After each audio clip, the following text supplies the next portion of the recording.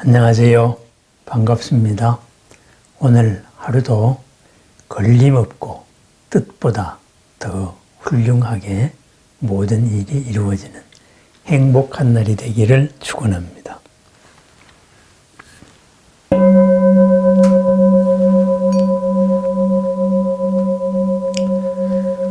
보시에 대한 이야기를 오늘 한번 잠깐 나눠보려고 합니다. 물 한 바가지에 버들잎을 띄어서 왕비가 된 여인이 우리 역사에 둘이 있다고 합니다. 하나는 고려 태조 왕건의 둘째 부인 장화왕후이고, 또 한 분은 역시 조선의 태조, 그죠?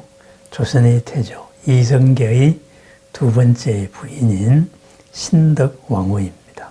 그래서 급히 마시는 물이 체할까봐, 그래서 버들잎 하나를 띄워주는 마음, 그 마음으로 왕비가 된 여인이, 개국의 왕비가 된 여인이 둘이 있습니다. 그죠? 둘 다 참 재밌는 이야기입니다. 그런데 이 이야기의 원류는 사실은 우리 부처님 당시의 이야기로 거슬러 올라갑니다. 고려시대의 왕건의 이야기를 보면은 왕건이 이제 견훤과 싸우기 위해서 나주로 출정을 했지요. 나주로 출정을 해서 견훤과 싸우는 중에 아주 힘들었어요. 목이 말랐어요. 그래서 목이 말라서 어디 물을 찾고 있는데 보니까 서기가 어린 곳에 어여쁜 처녀가 빨래를 하고 있었다. 그래서 그 처자 보고 물을 한 그릇 주시오 하니까 표조박에 물을 떠주면서 거기다가 그 옆에 있는 버들잎 하나를 띄워줬습니다.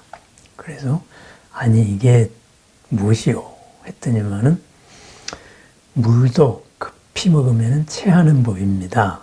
그래서 천천히 마시라고 그랬습니다. 그래서 참 생각이 깊구나. 이렇게 해서 이제 이 여인이 누구인가? 그래서 그 나주 오씨였죠. 그래서 부인으로 삼았다. 해서 장화왕후다. 이런 얘기가 있죠. 이게 500년 건너뛰어가지고 똑같은 패턴으로 우리 태조 이성계가 사냥을 하다가, 그죠? 급히 목이 말라서 물을 찾았는데 어떤 처자가 있었다 이거죠. 그래서 물을 주시오 했더니만 그 바가지에다가 이번에는 버들잎 한 잎이 아니고 한 주먹을 부어줬다 그래요. 그래서 이게 도대체 무슨 무례한 짓인가 그랬더니만은 물은 급히 먹으면 체합니다 해서, 그래서 이제 왕비가 되었다 이런 얘기가 있습니다.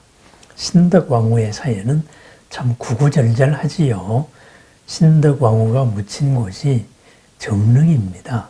그래서 조선의 왕릉 가운데 또 왕비의 능 가운데 혼자 외롭게 있는 데는 정릉의 신덕왕후하고 몇 사람 안 되는 걸로 알고 있어요.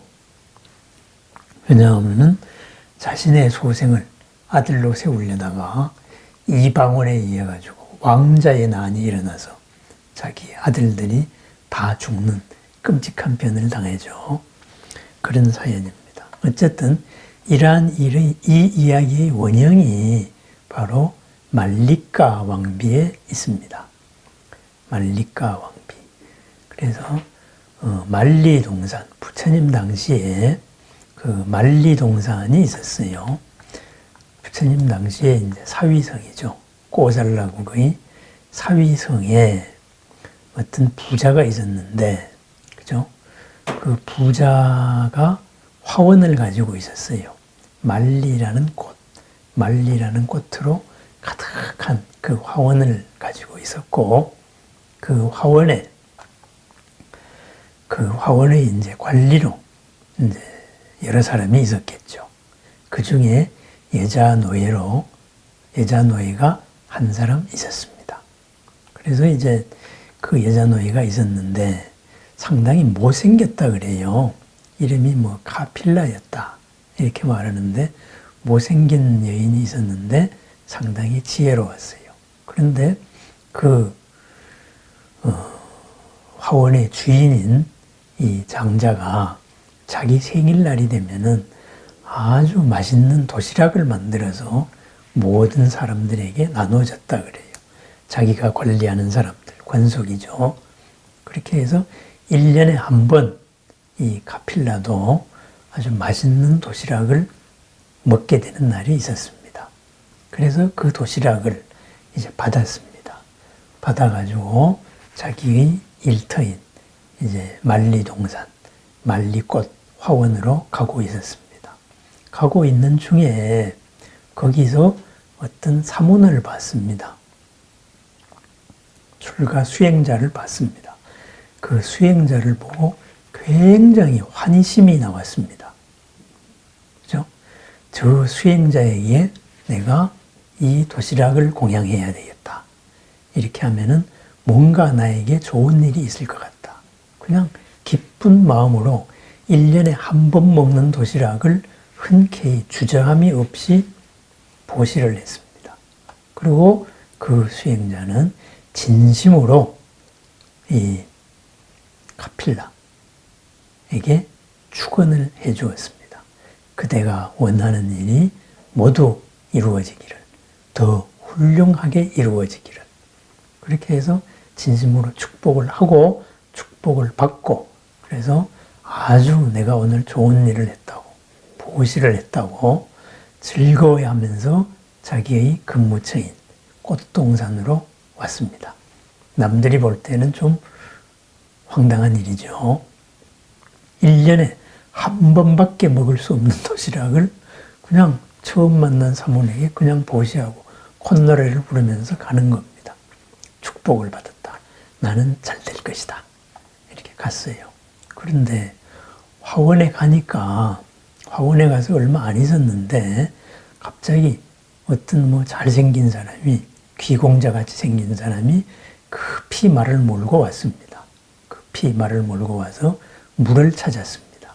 그래서 이 카필라가 그 물에다가 물을, 옆에 그릇이 있었는데도 근무차니까 연잎에다가 물을 이렇게 싸가지고 조심조심 갖다 줬습니다.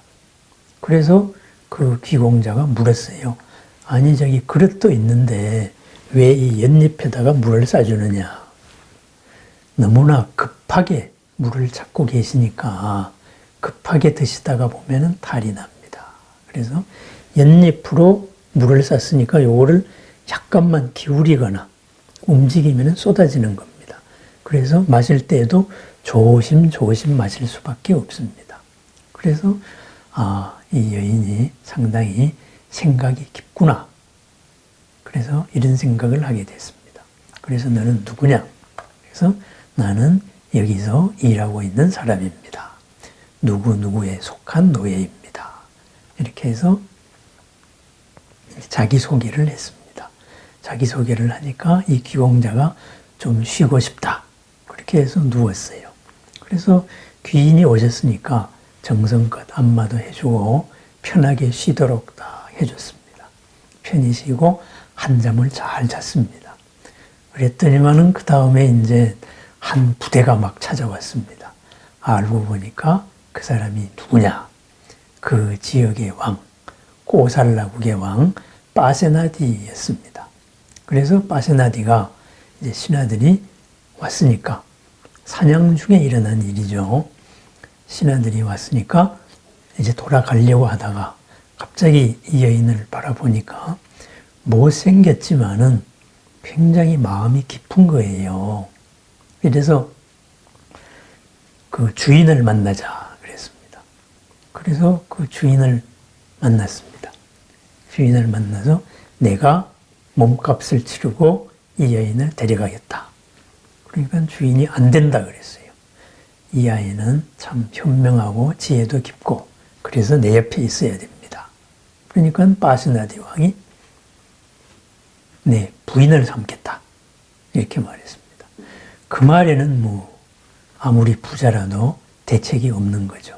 그럼 그렇게 하십시오 해서 이제 몸값을 치르고 사왔습니다. 사와서 그 다음에 어떤 이제 바로 후궁으로 삼아서 침소에 들려고 하니까 왕의 절차를 밟아주십시오. 저 또한 궁중의 여러 법도를 배우고 싶습니다. 그래서 대왕을 모시고 싶다. 이렇게 해서 이 빠세나디 왕도 아차, 내가 잘못했다 해서 나중에 제1의 왕비가 되었습니다. 그래서 이 왕비의 이름이 말리꽃 동산에서 왔다. 이렇게 해서 까필라라는 이름을 버리고 말리꽃 동산에서 온 여인, 그래서 말리까가 되었습니다.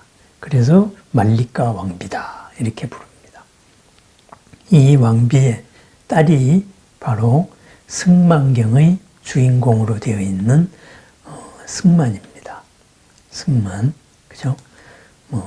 이 딸이 그 북쪽에 있는 그 아유타야국의 왕과 결혼을 했습니다. 그래서 이 딸의 이름이 한자로는 승만, 스리말라 이렇게 되는데 이 딸이 부처님을 그리워해서, 그죠? 부처님의 가르침을 듣도록 편지를 보냈습니다. 그랬을 때 부처님께서 거기를 가서 바로 법을 설했습니다. 그 내용이 바로 승만경입니다. 말리까 왕비 얘기는 참 많습니다. 또 현명한 여인의 으뜸으로 칭송받고 이 빠세나디 왕도 큰 일이 있을 때 꼭 말리까 왕비의 조언을 받았다고 합니다. 여인들이 많은 궁중에서 이 암투가 심할 수 있는데 말리까 왕비는 모든 사람의 존경을 받았다고 합니다. 그렇다면은 이 말리까 왕비의 여러 이야기들, 그것은 이제 다음 기회를 하기로 하고요. 말리까 왕비에 대해서 첫 번째 우리가 오늘 하고 싶은 얘기는 보시에 대한 이야기입니다. 보시를 할 때 우리는 이것을 가끔 망설이는 경우가 있습니다. 이러한 일을 하면은 내가 좋을 것이다. 그죠? 열린 마음으로 베푸는 것이죠. 어디에서 불사를 난다. 내가 흔쾌히 참여하고 싶다. 그럼 보시를 하는 겁니다. 그런데 거기에서 마음이 주저한다. 그때는 스스로 잘 생각을 해봐야 됩니다. 떠오르는 생각을 가라앉혀야 됩니다. 말리까가 이 부처님하고 인연된 인연, 그것이 바로 길 가는 사문에게 1년에 한 번밖에 먹을 수 없는 그 소중한 도시락을 보시했습니다. 그래서 이 인연으로서 내가 왕비가 되었구나. 이렇게 생각했습니다. 그 사문이 누구인가 하고 나중에 알아보니까 그 사문이 바로 서가모니 부처님이었습니다. 그래서 부처님께 귀의를 하고 많은 후원을 했습니다. 그렇습니다. 보시는, 최상의 보시는 보시받을 가치가 있는 일에 해야 됩니다. 보시받을 가치가 있는 사람에게 해야 됩니다. 두 번째는 자기 자신의 소중한 마음의 크기로 해야 됩니다. 1년에 한 번 먹는 마음, 한 번 먹을 수 있는 도시락, 얼마나 소중합니까? 이것을 보시했습니다. 어떻게 보시했습니까? 흔쾌히 보시했습니다. 망설임 없이 보시를 했습니다. 또 보시를 받은 사람은 자기의 모든 수행 공덕, 이것을 다 합쳐가지고 이 수행 공덕 전체로서 이 사람을 축원을 해줬습니다. 그대가 원하는 일이 생각보다도 더욱더 훌륭하게 이루어지기를. 그렇습니다. 언제나 삼매 속에서 언제나 흔들림 없는 마음으로 사랑의 님이신 부처님께서 축원하셨기 때문에 왕비가 될 수 있었을지도 모르겠습니다. 망설이는 마음으로 어떤 보시가 생길 때에는 이미 이것은 거래입니다. 그것은 이 거래에서는 거래만큼의 공덕이 왔다 갔다 합니다. 망설임이 없는, 주저함이 없는 내 마음 전체로서 보시했을 때는 마음의 크기가 무한합니다. 조건 없기 때문입니다. 조건 없는 마음으로 준 것은 조건 없는 것으로 받습니다. 바로 말리과 왕비는 보시를 받을 사람이 가장 훌륭했고, 그리고 보시하는 마음이 가장 훌륭했습니다. 그리고 보시를 받은 사람도 가장 훌륭하게 축원을 해줬습니다. 그렇습니다. 보시하는 마음, 흔쾌한 마음, 걸림없는 마음이라 해야 됩니다. 망설이는 마음에 보실 때에는 잠깐 마음을 내리고, 그리고 흔쾌한가 아닌가, 이것이 조건 없을 만큼 내가 좋은가, 이것을 되살펴볼 필요가 있겠습니다. 말리과 왕비가 노예에서 시작을 해서 왕비가 되기까지 그 인연, 바로 보시였고 평상시의 깊은 마음의 지혜였습니다. 그래서 옛잎에 싼 물이 왕비로 이끌었다. 표면적인 사건으로 볼 때는 이래서 이제 그것이 번안이 되어서 버들잎으로 왕비가 된 여인이 고려와 조선의 태조들에게 있었던 일이죠. 자, 보시에 대한 이야기를 살펴봤습니다. 베푸는 마음, 열린 마음, 어떻게 해야 큰 공덕이 이루어질까요? 베푸는 그 마음에 큰 공덕이 있어야 됩니다. 그것이 조건 없고 흔쾌한 기쁨의 열린 마음, 그 보시였습니다. 말리과 왕비의 보시였습니다. 오늘 하루도 크나큰 생각보다도 더 훌륭한 공덕이 오는 보시의 삶을 축원합니다. 감사합니다.